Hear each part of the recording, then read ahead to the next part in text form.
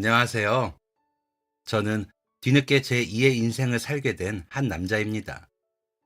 그건 다 너무나도 존경하고 너무나도 사랑한 저희 할머니 덕인데요.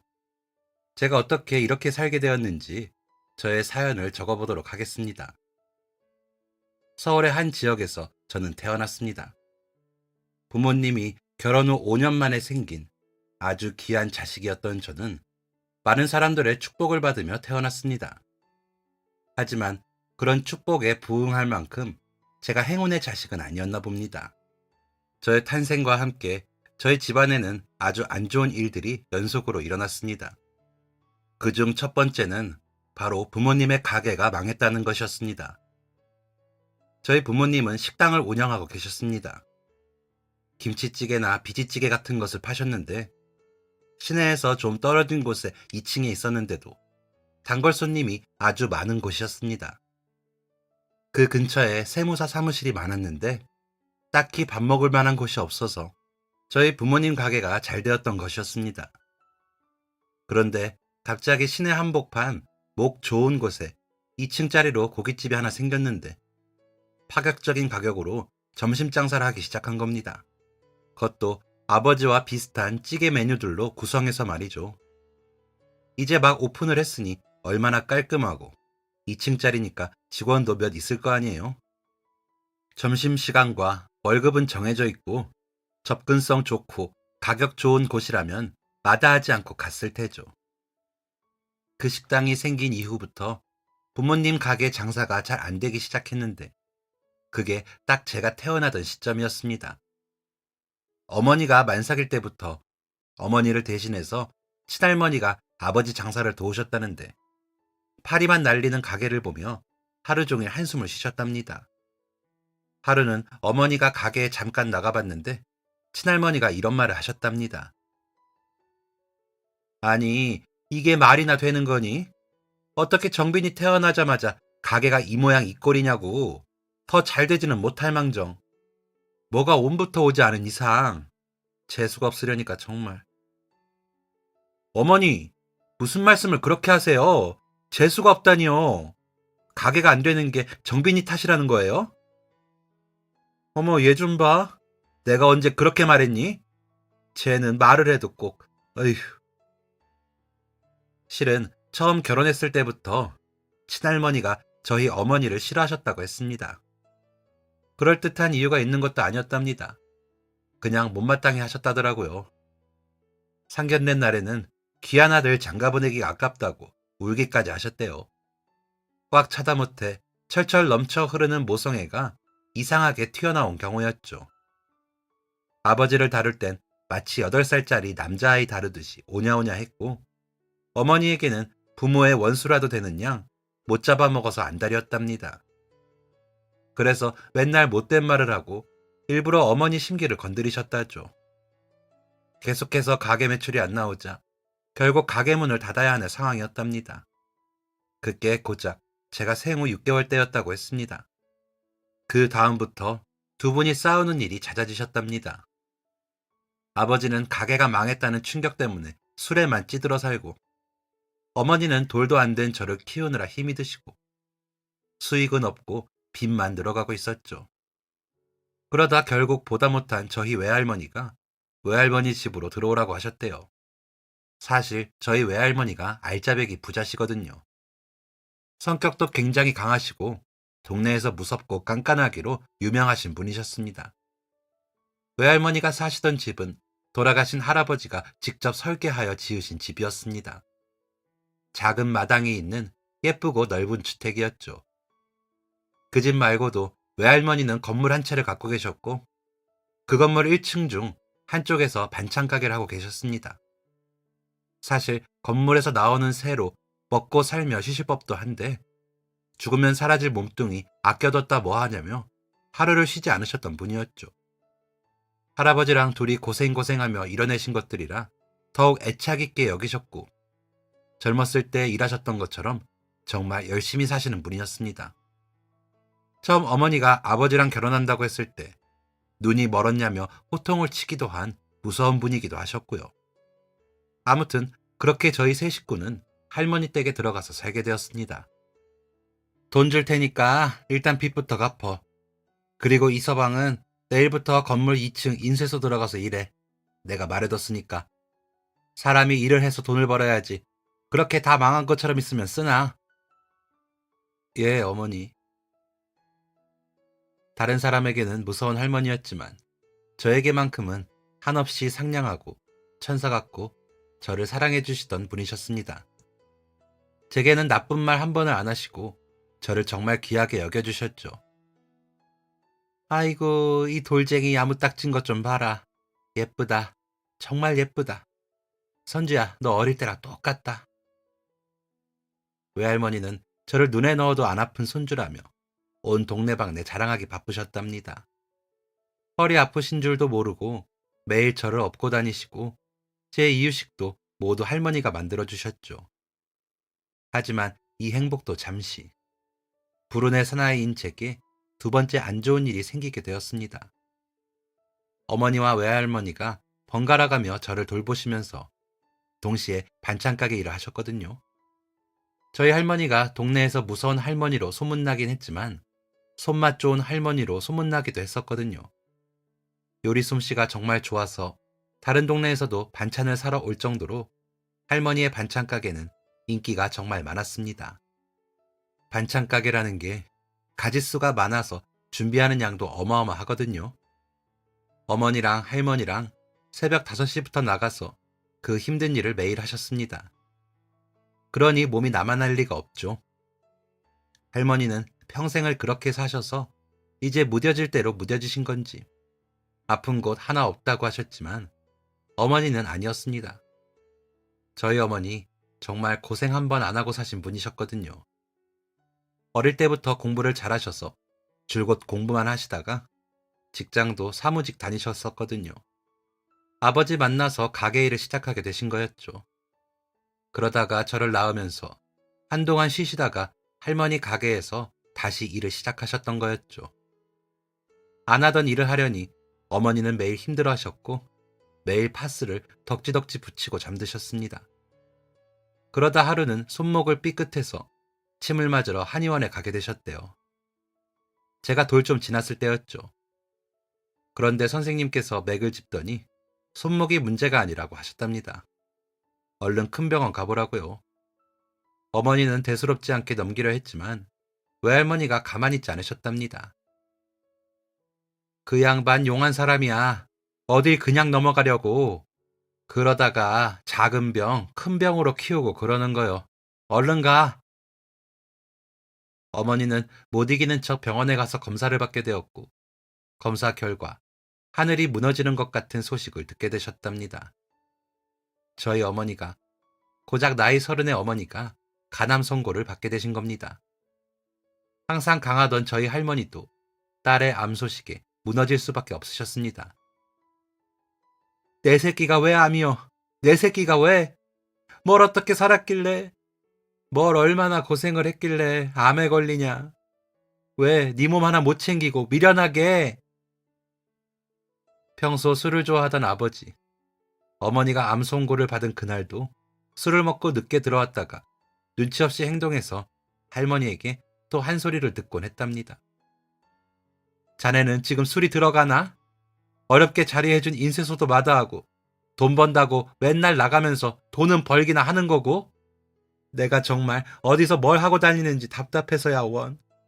자네 부인이 지금 암에 걸렸어. 그런데도 술이 넘어가? 술이? 그런데도 정신을 못 차려?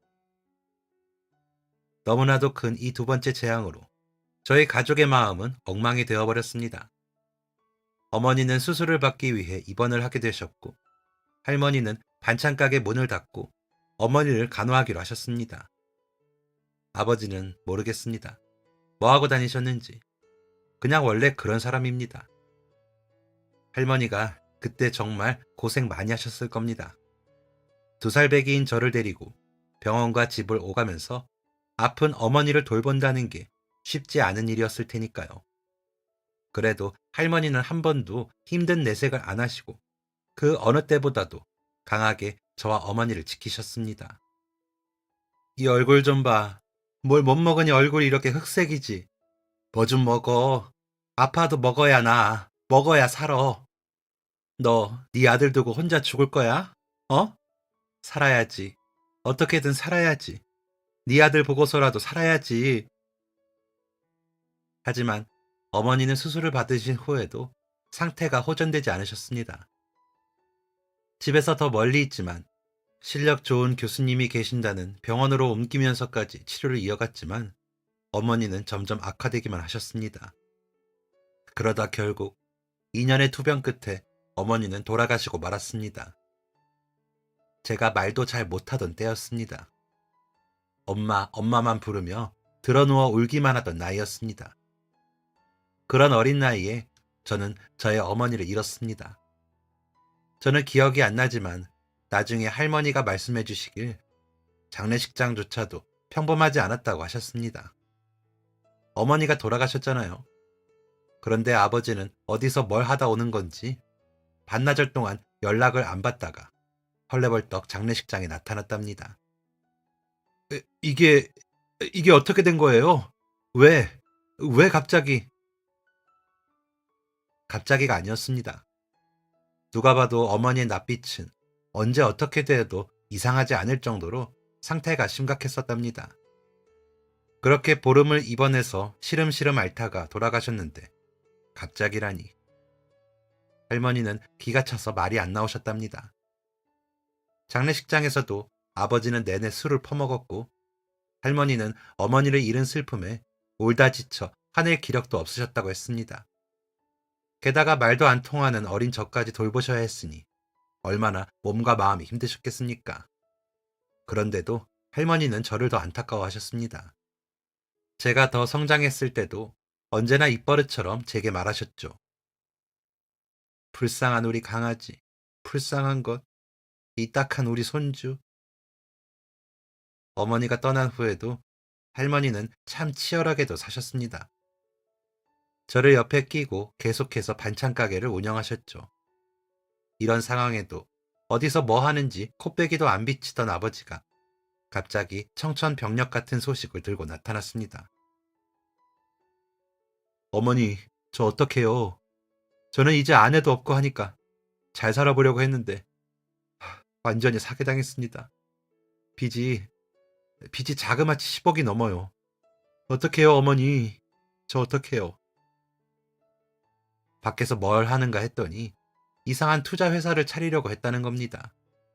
그것도 친할머니가 건너 아는 사람한테 투자 회사를 하면 얼마를 번다더라. 이런 얘기를 듣고 아버지한테 말했나 보더라고요. 아버지는 투자의 투자도 모르는 사람이었는데 그냥 무턱대고 뛰어든 거였죠. 투자 회사 같은 건 처음부터 잘 차려놔야 사람이 꼬인다며 평수 넓은 사무실에 인테리어에 전자제품에 돈이 없어서 사채를 써서 차렸답니다.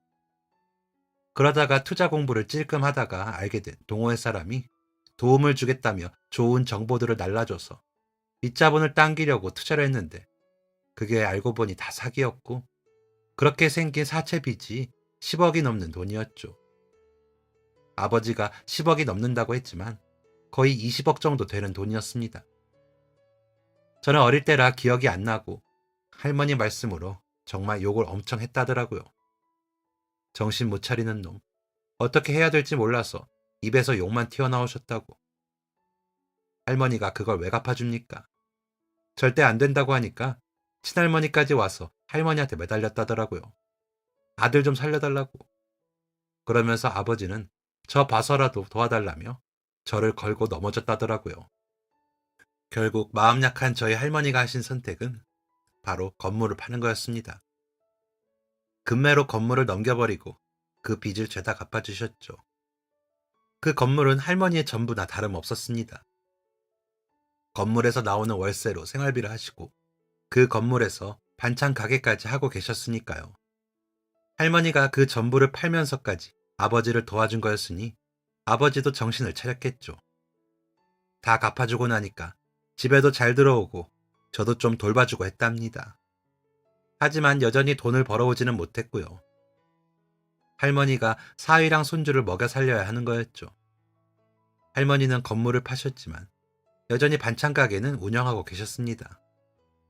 이제는 더 이상 건물주가 아니니 건물에 세를 져야 하니까 더 열심히 반찬을 파셨죠. 아버지는 가끔 그 가게에 나가서 일을 도왔다고 했습니다.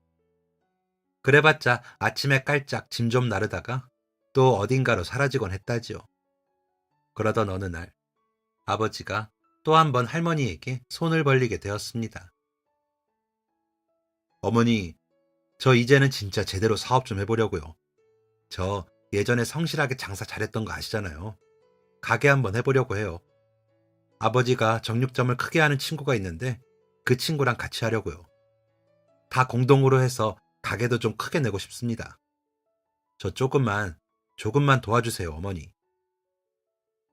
그렇게 하고 싶으면 자네가 벌어다가 하면 되지. 왜 여기다가 손을 벌려? 난 돈 없네. 이제 이 집하고 저 반찬 가게가 다야. 어머니, 제발 조금만요. 아이, 됐어. 쓸데없는 소리 그만하고 나가서 막노동을 하던 뭘 하던 알아서 벌어다가 써. 집에서 생활비만 축 내는 것도 내가 참고 있었더니. 음, 할머니도 이번엔 완고하셨답니다. 한번 큰돈 해줬는데 정신 차려야죠. 염치가 없어도 적당히지. 어떻게 또 그렇게 손을 벌린답니까? 아버지는 진짜 끈질기게도 할머니한테 애원을 했습니다. 어디 어디에 건물을 받았다. 그 건물 경쟁자가 많아서 빨리 계약을 해야 한다. 어떤 메뉴를 팔 거고 얼마를 받을 거다. 테이블은 몇 개를 놓을 거다. 따져봤을 때 월 순수익이 이 정도가 된다. 이런 식으로 아주 구체적으로 할머니를 설득하려 했었습니다. 그 뱀 같은 혀를 믿으면 안 되는 건데 할머니는 계속 흔들리셨대요. 이유는 바로 저 때문이었죠. 할머니가 연세가 있으시니까. 그리고 어찌되었건 제 부모는 아버지였으니까. 나중에 제가 능력 없는 아버지 밑에서 고생할 게 훤했답니다. 아버지를 도와줘서 만약에 가게가 그럭저럭 된다면 저도 잘 살지 않을까 하는 생각이 드셨대요. 그래서 할머니는 눈 딱 감고 은행에 묶어두었던 돈을 다 빼서 아버지에게 건넸습니다. 아버지는 눈물까지 보이며 할머니에게 감사의 인사를 했고 그때부터 가게 준비한다 뭐 한다 하면서 엄청 바쁘게 지냈대요. 이번엔 이상한 헛짓거리 안 하는 것 같고 정말 진심인 것 같아서 할머니도 마음이 좀 놓이셨답니다. 하지만 할머니에게 남아있는 것들을 보면 한숨만 나오셨대요. 그 무렵 제가 유치원에 다녀야 했고 결국 할머니는 한 가지 일을 더 하기로 마음먹으셨습니다. 그건 바로 하숙집이었죠. 저희가 살던 할아버지가 생전에 지으셨던 그 주택이 방이 좀 많이 있습니다. 총 2층짜리인데 방만 1층에 3개, 2층에 3개가 있었거든요. 세 식구가 살기에는 큰 집이었죠. 쓰지도 않는 방들, 먼지만 쌓이니 차라리 세를 줘서 돈을 벌자 하신 거였죠. 근처에 고시 공부하는 학원도 있고 좀 더 나가면 대학교도 있고 해서 하숙집이 종종 있었다더라고요. 그때부터 휑했던 저희 집은 북적북적한 하숙집이 되었습니다. 어릴 때였는데도 가물가물하지만 그때 기억이 좀 납니다. 밥을 먹을 때도 화장실에 갈 때도 맨날 책을 들고 다니던 안경을 쓴 형도 있었고요. 대학생인데 맨날 술 먹어서 할머니한테 맨날 잔소리 듣던 누나도 있었고요. 저한테 과자랑 불량식품 자주 사주던 엄청 착한 형도 있었고요. 화장실에 한번 들어가면 30분은 기본이라 다른 사람들이 맨날 아우성을 쳤던 누나도 있었습니다. 그 밖에도 진짜 많은 사람들이 저희 하숙집을 거쳐갔습니다. 저희 할머니는 모든 하숙생들에게 무섭지만 따뜻한 주인이셨습니다. 매일 잔소리를 하시지만 다 잘 되라고 하는 얘기였고 언제나 뜨끈한 밥이 집에 마르는 날이 없었죠. 그래서인지 저희 하숙집을 거쳐간 형 누나들은 다 잘 돼서 나갔습니다. 하숙집 나가서도 종종 할머니를 찾아와서 선물도 주고 인사도 하고 그랬거든요. 할머니가 하숙집을 12년 정도 하셨습니다. 결코 짧지 않은 12년이라는 시간 동안 수많은 사람들이 거쳐갔는데 그 중에서도 특히 기억에 남는 사람들이 있었습니다. 제가 8살 때였습니다. 할머니가 그때 반찬 가게로 옮기셨거든요. 기존 할머니 건물이었던 곳에 새로 들어온 주인이 세를 올려달라고 해서요. 그래서 동네에 있는 시장 안에 작은 가게로 들어가게 되었습니다. 저는 학교가 끝나면 곧장 할머니가 계시는 시장에 뛰어갔고 작은 할머니의 반찬 가게에서 가게 문을 닫을 때까지 놀았습니다.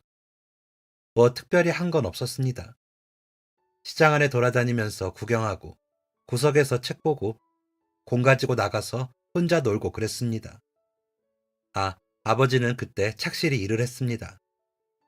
사실 아버지 가게가 너무 바쁘다는 핑계로 가게를 한 번도 못 가게 해서 일을 제대로 하고 있는지는 알 수가 없었지만 그래도 매달 꼬박꼬박 생활비를 가져오기는 했습니다.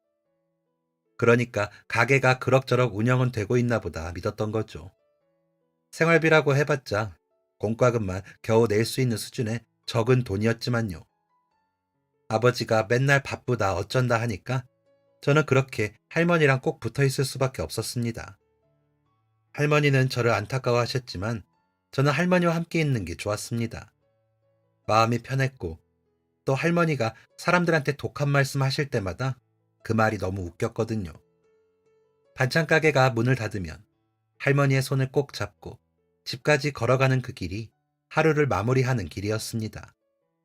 그 시간이 저는 참 좋았습니다. 그런데 어느 날 어김없이 할머니와 함께 집에 가는 길이었습니다. 시장 막 나가려는데 할머니가 쓰레기가 쌓인 쪽을 보더니 혀를 끌끌 차셨습니다. 아이고, 저것들이 왜 저러고 있어?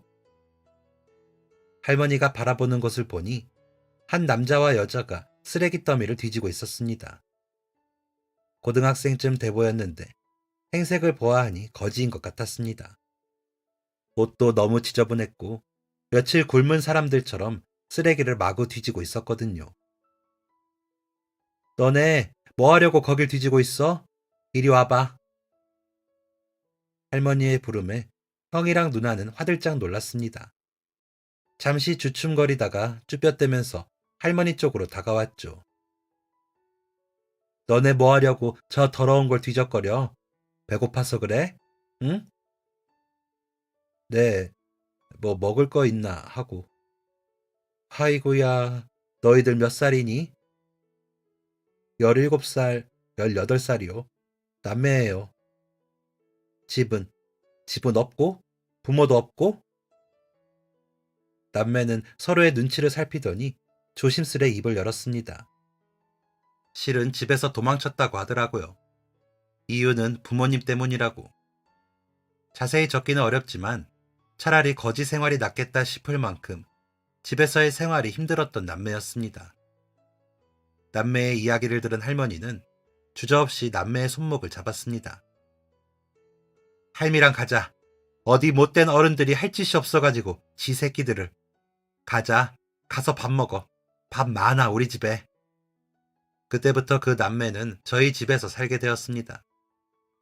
그때 대학교 개강을 앞두고 있어서 하숙집이 바쁠 때였는데도 할머니는 방 하나를 남매에게 내주었습니다. 사람이 뜨신 밥 먹고 뜨신 곳에서 자야지 살 수 있는 거야. 다시는 나가서 굶을 생각 말고 여기서 살아. 하지만 저희는 돈도 없는데요. 아이고, 누가 코 묻은 돈 받는다고?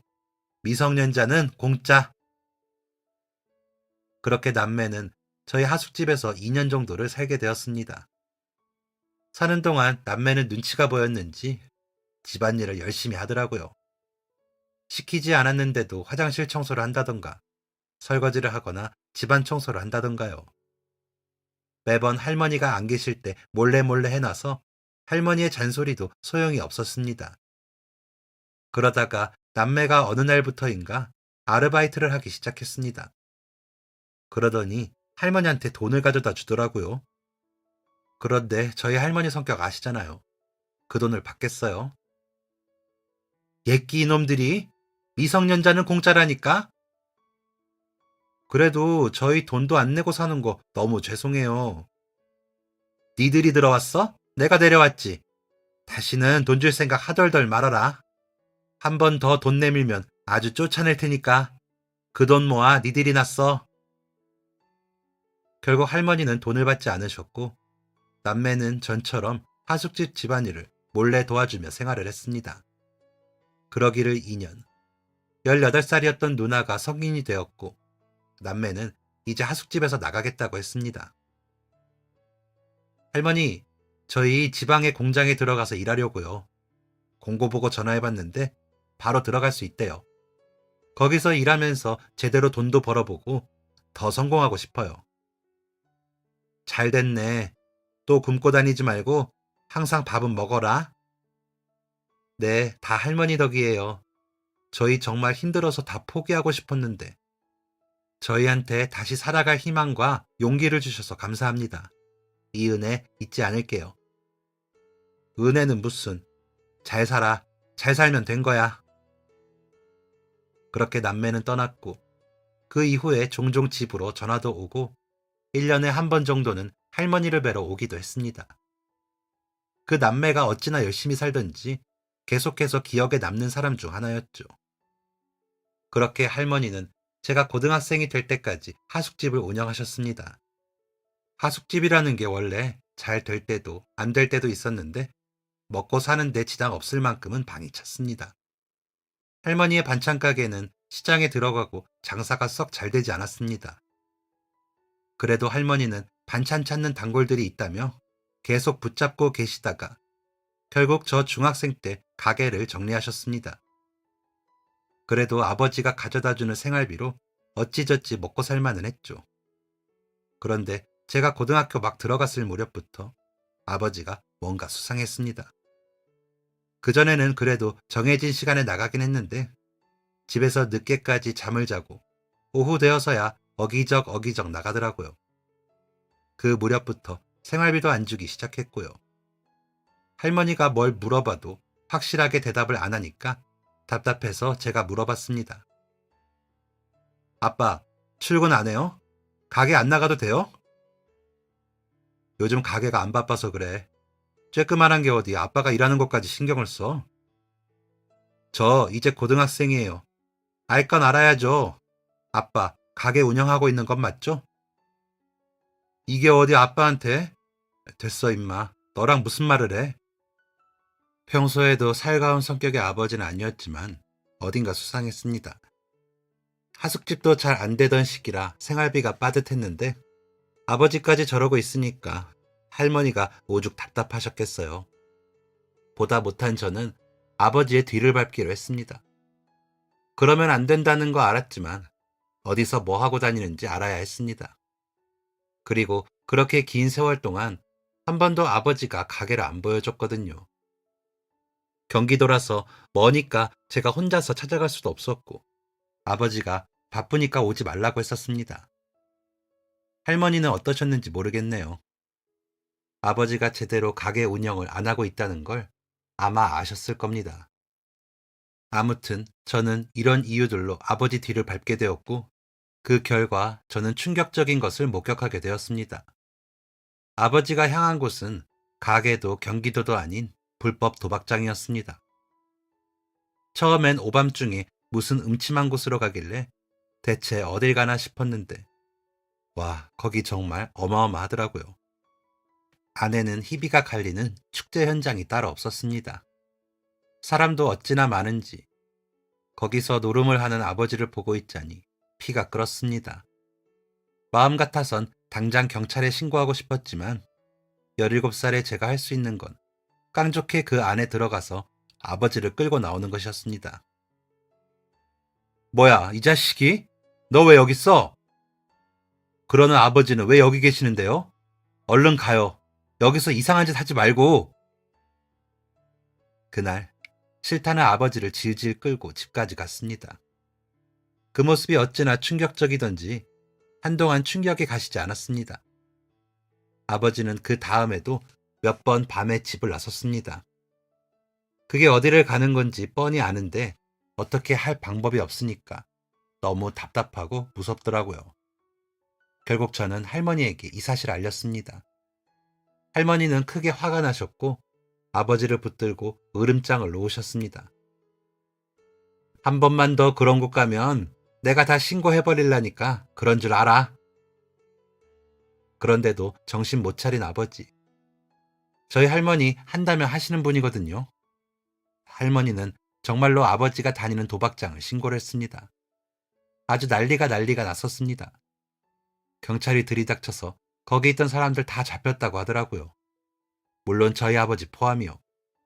아, 어머니, 진짜 미치셨어요? 제정신이세요? 제가 벌금을 얼마나 내야 하는지 아시냐고요? 저 까딱하면 감옥 들어갈 뻔했어요. 그러는 자네는 지금 제정신이야? 내가 분명히 말했지. 한 번 더 가면 신고한다고. 정신 차리고 가게 운영할 생각은 안 하고 어디 헛짓거리를 하고 다녀? 아, 진짜. 아, 됐고 벌금 어머니가 내세요. 전 모르니까. 뭐? 자네가 못된 짓 해서 잡힌 걸 왜 나보고 내라고 해? 자네 가게 운영하며 번 돈 있을 거 아니야. 그 돈으로 내면 되겠네. 가게가 없는데 무슨 운영을 해요? 뭐? 가게가 없다니. 그건 또 무슨... 자네, 설마... 역시 나는 역시였습니다. 사람 고쳐 쓰는 거 아니라더니 딱 저희 아버지를 두고 하는 말이었습니다. 아버지가 할머니께 애걸복걸하며 돈을 빌려가서 차린 가게는 애초부터 없던 거였습니다. 아버지는 받은 돈으로 또다시 부동산 투자에 돈을 쓰기 시작했답니다. 그런데 운이 좋았던 건지 뭔지 처음에 그 투자가 잘 되었더라고요. 투자한 곳에서 나온 돈으로 생활비를 꼬박 가져다 준 건데, 그러니까 아버지가 욕심이 생겼겠죠. 그래서 좀 더 큰 판에서 놀자 싶어 투자를 더 했답니다. 그런데 욕심이 많으면 화를 부르는 법이죠. 아버지의 투자는 완전히 망해버렸고, 그때부터 돈을 메우자 싶은 마음에 도박에 손을 대기 시작한 겁니다. 아버지의 말을 들은 할머니는 충격을 받고 그 자리에서 주저앉으셨습니다. 내가 바보야, 내가. 자네를 또 믿은 내가 바보네. 우리 딸을 말렸어야 했어. 결혼하겠다고 했을 때 머리채를 붙잡고 말렸어야 했어. 무슨 말을... 아, 그래요. 됐습니다. 그렇게 말하든지 말든지 알아서 하시고 제 벌금이나 내세요. 안 그러면 정빈이 엄마도 없고 아빠도 없는 애가 될 테니까. 꼭 분리할 때마다 저를 걸고 넘어진 아버지는 또 한 번 저를 미끼로 삼았습니다. 이쯤 되니 제가 불운을 가지고 태어난 건지 아버지가 불운을 만드는 건지 모르겠네요. 결국 할머니는 아버지의 벌금을 내주셨습니다. 그렇게 할머니가 매번 다 해주니까 이제는 감사하다는 말도 안 하더라고요. 너무 당연스레 받아들였습니다. 그러면서 열심히 살 노력조차 하지 않았죠. 될 대로 되라는 건지 정말 게으름뱅이처럼 살았습니다. 언젠가는 터질 폭탄처럼 집안 분위기가 아슬아슬했습니다. 그리고 급기야는 일어나서는 안 될 일이 일어나게 되었습니다. 어느 날부터인가 아버지 모습이 보이지 않았습니다. 그렇게 오랫동안 집에 안 들어온 적은 없었는데 아예 연락도 없고 모습을 드러내지도 않더라고요. 무슨 일이라도 생긴 건가 생각하던 차였습니다. 집에 낯선 남자들 서너 명이 들이닥쳤습니다. 저희 아버지를 찾으며 화를 내면서 말이죠. 누구세요? 저희 아빠를 왜 찾으세요? 야, 니네 아빠 어딨어? 네? 아, 모르는데. 모르긴 뭘 몰라? 찾아 당장. 네? 누구신데? 니네 아빠가 돈 빌려가서 안 갚고 있다고. 이 집을 팔던 뭘 하던 당장 갚아. 이건 또 무슨 상황인가? 머리가 핑 돌았습니다. 할머니는 화낼 힘도 없으신 건지 다리에 힘이 풀려 주저앉으셨고, 저희는 그제서야 아버지의 행방을 쫓았죠. 하지만 아버지의 모습은 온데간데 없었고, 아버지에게 돈을 빌려줬다던 험악한 남자들만 계속해서 저희 집에 찾아올 뿐이었습니다. 결국 저희 집에 살던 하숙생들도 다 나가게 되었고, 그 아저씨들 때문에 집안도 엉망이었죠. 더 이상 그렇게 살 순 없었습니다. 아버지가 빌렸다던 그 돈은 억 단위였고, 할머니는 결국 최후의 선택을 하게 되셨죠. 할아버지가 힘들게 만드신 그 집을 팔기로 하신 겁니다. 집을 판 돈으로 전부 다 아버지 빚을 갚고 저와 할머니는 달동네에 있는 방도 없는 집으로 가게 되었습니다. 머리가 멍하더라고요. 사람이 어떻게 한순간에 이렇게 될 수가 있는지, 앞으로 얼마나 더 망할지 무서웠습니다. 설상가상으로 할머니는 화병이 나셨습니다. 식사도 잘 못하실 정도였고 고혈압까지 생기셨죠. 저라도 정신을 차려야 했습니다. 제게 남은 유일한 가족인 할머니를 지켜야 했습니다. 실은 제가 대학교에 가고 싶었거든요. 실제로 공부도 엄청 열심히 했고요. 그런데 그런 상황에서 대학교는 정말 사치처럼 여겨졌습니다. 더 고민할 것도 없이 저는 대학교를 마음에서 접고 다니던 학교도 자퇴를 했습니다. 당장 급한 것은 돈이었습니다. 광역버스를 타고 나가면 있는 공장에 다니게 되었습니다. 매일 새벽같이 준비하고 나가서 가는 데만 1시간 반이 되는 거리를 가며 그렇게 저는 돈을 벌기 시작했습니다. 처음에는 아침에 일하는 것도 힘들고 하루에 8시간씩 꼼짝없이 서서 일하는 것도 힘들었습니다. 하지만 그것도 2달쯤 하니까 적응이 되더라고요. 제가 원래 참을미도 엄청 심해서 왕복 3시간이 처음엔 진짜 힘들었거든요. 차에서 억지로 눈을 감고 잠을 청해야 멀미를 안 했고 일주일에 반절은 멀미 때문에 괴로워했습니다. 그런데 진짜 신기하게 그것도 적응되더라고요. 나중엔 차 안에서 너무 심심해서 책을 읽기 시작했죠. 그렇게 3년을 일을 했습니다. 그 3년 동안 할머니의 건강은 점점 안 좋아지셨습니다. 혈압약도 드시고 소화제는 집에 항상 가득 있었고요. 하도 안 되겠다 싶어서 정신병원에도 모시고 갔었는데 화병이 난 거라고 꾸준한 상담이랑 약물 치료를 해야 한다고 했었습니다. 제가 매번 병원에 같이 가드릴 수 없으니까 할머니께 병원에 가라고 해도 할머니는 돈이 아까워서 병원에 안 가셨죠. 식사를 잘 못하시니 할머니는 점점 야위어 가셨고 사람도 만나지 않으니 점점 말도 어눌해지는 것 같고 항상 멋지고 든든한 할머니가 갈수록 작아져만 가는 모습이 가슴이 아팠습니다. 이렇게 된 원인을 제공한 아버지를 엄청 많이 원망하기도 했고요. 내가 더 열심히 일해서 돈을 좀 더 벌고 좀 더 나은 집으로 가면 할머니도 괜찮아지지 않을까 하는 게 제 생각이었습니다. 하지만 할머니는 기다려주지 않으셨습니다.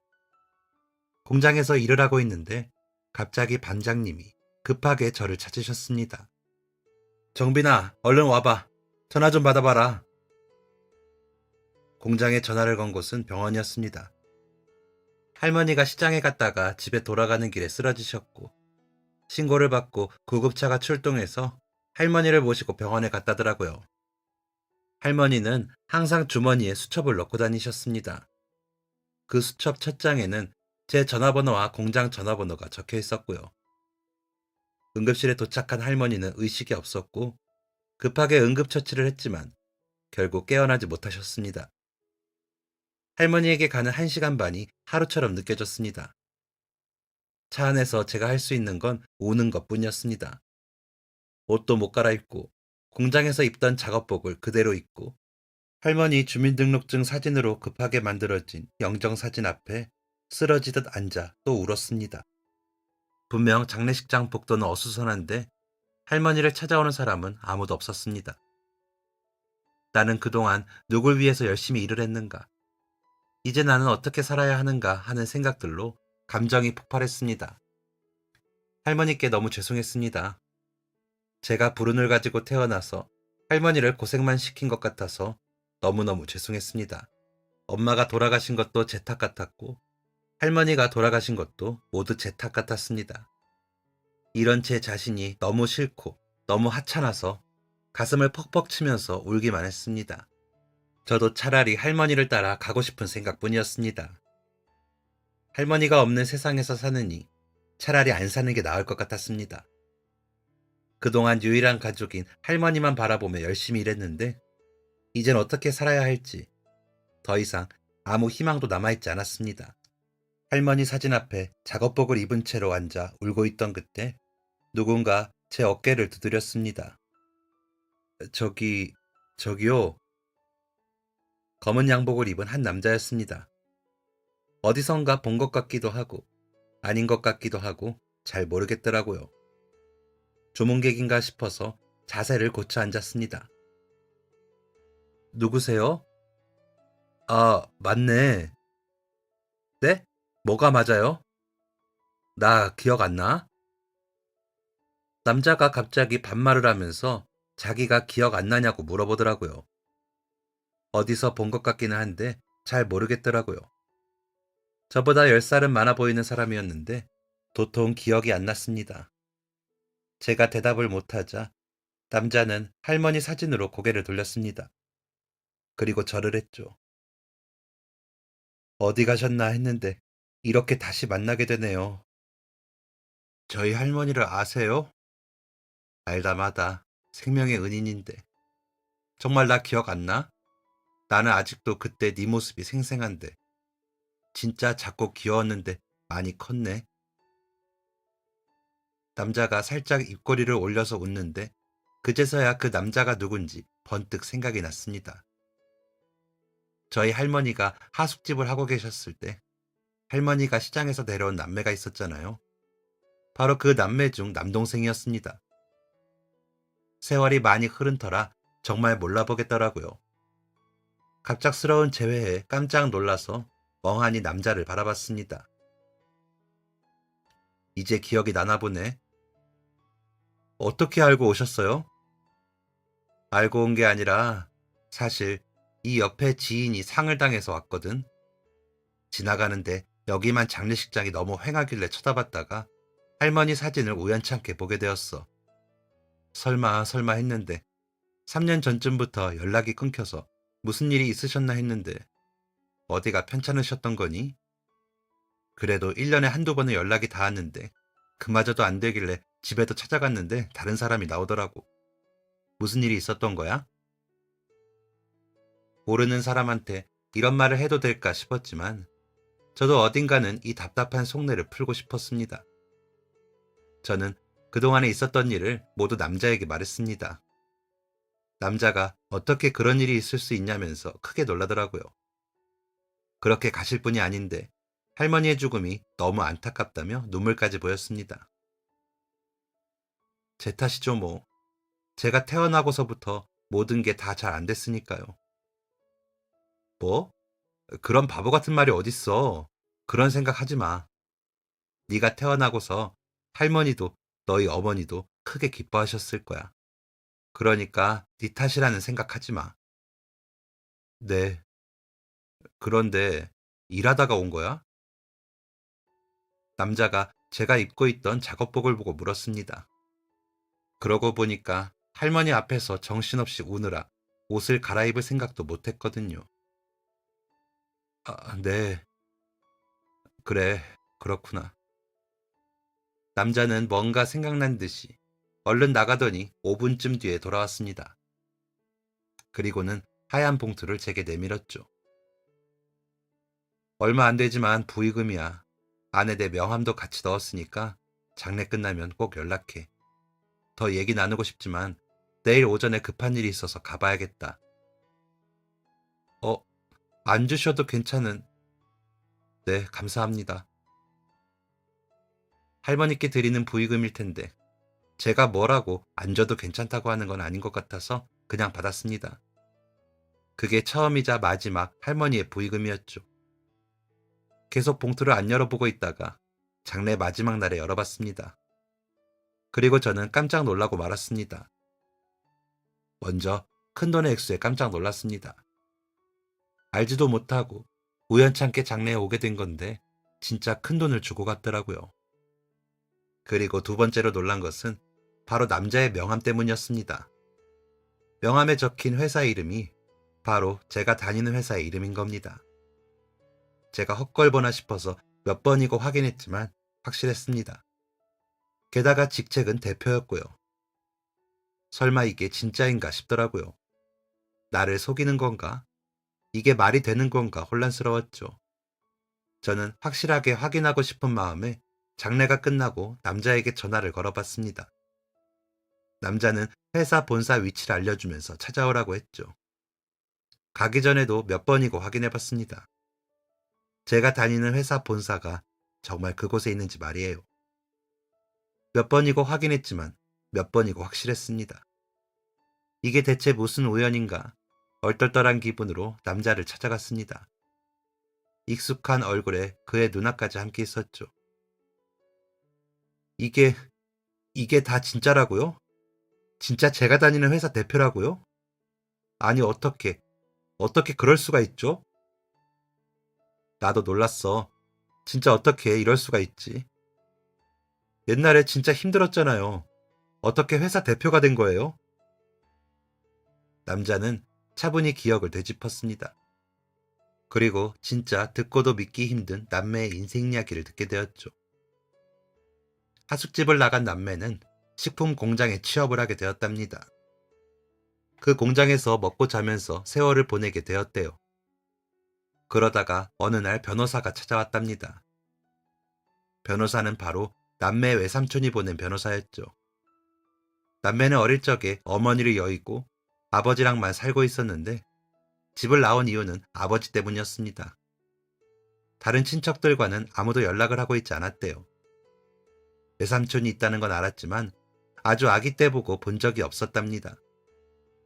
그런데 남매의 외삼촌이 결혼도 안 하고 혼자 살다가 병으로 세상을 떠나게 되었는데 생전에 돈이 꽤나 많았나 보더라고요. 남아있는 많은 재산을 넘겨줄 자식이 없으니 자신의 조카들에게 남기기로 한 거죠. 변호사를 통해 얘기를 전달하고 외삼촌은 세상을 떠났고 남매는 갑자기 큰 돈을 얻게 되었답니다. 껌 한 통을 팔아도 자기 사업을 해야 한다고 생각했던 남매는 그때부터 안 해본 장사가 없었다더라고요. 삼촌이 남긴 돈으로 작은 전셋집을 얻어서 들어가 살면서 붕어빵을 팔기 시작했답니다. 노점상에서 붕어빵을 팔다가 그 다음엔 작은 분식집을 하다가 다음으론 한식집을 하다가 식품 유통 사업에 뛰어들게 되었다더라고요.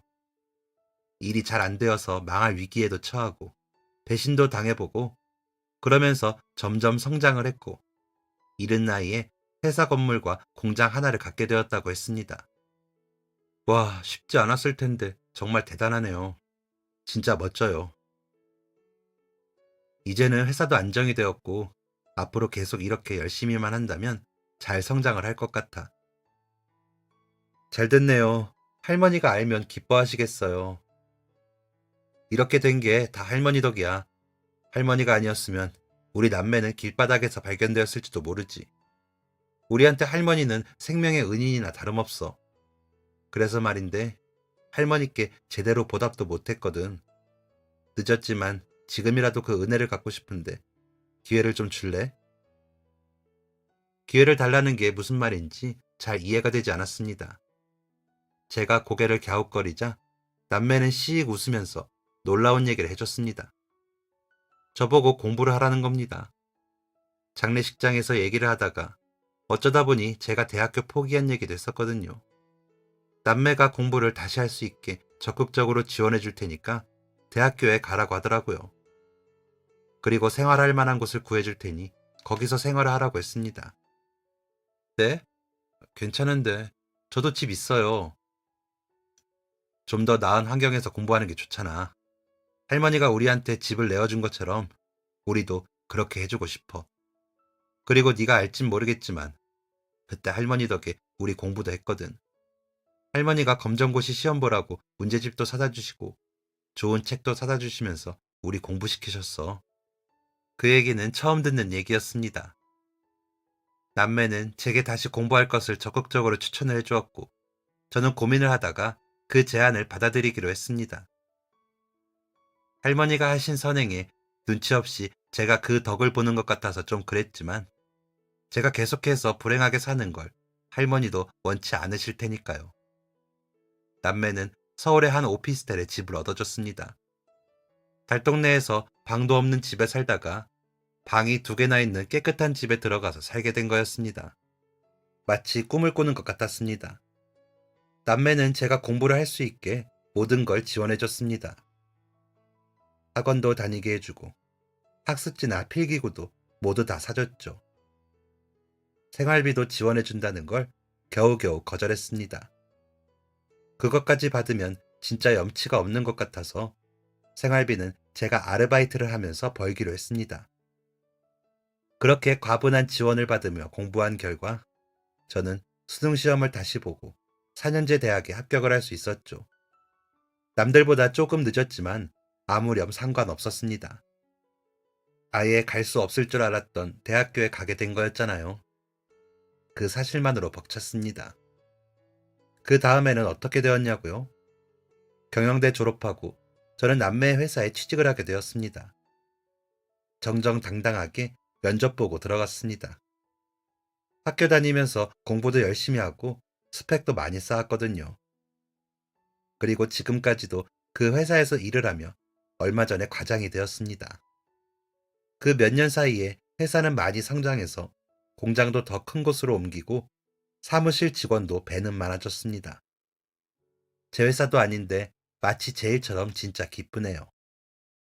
남매는 그 누구보다도 열심히 뛰며 일을 하고 있습니다. 돈이 많으니 안주하고 좀 쉴 법도 한데 쉬는 법을 모르는 건지 남매는 진짜 열심히 살고 있습니다.